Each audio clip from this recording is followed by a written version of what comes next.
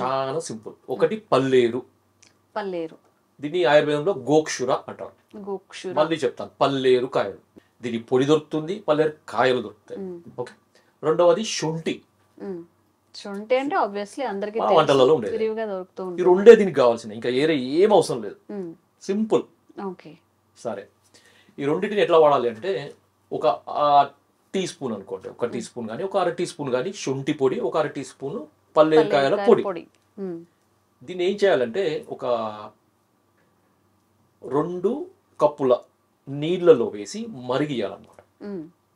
2 కప్పుల నీళ్ళు అనేవి 1/2 కప్పు అయ్యే వరకు మరగబెట్టాలి. ఓకే. మనం ఎంతైతే వాటర్ తీసుకున్నామో దానికి 4 దాంట్లో పావు అనమాట. ఓకే. పావు అయిపోవాలి. చతుర్భాగ కషాయం అంటారు అనమాట. ఓకే. అంటే 4 రెట్లు పావు రెట్లు పావు కావాలన్నమాట. ఓకే. అంటే 2 కప్పులు పావు కప్పు 1/2 కప్పు కావాలి. పావు కప్పు కాదు, 1/2 కప్పు కావాలన్నమాట. 2 1/2 కావాలి. ఓకే. వడపోసిన తర్వాత తాగగలిగేంత వేడి ఉన్నప్పుడు తాగండి.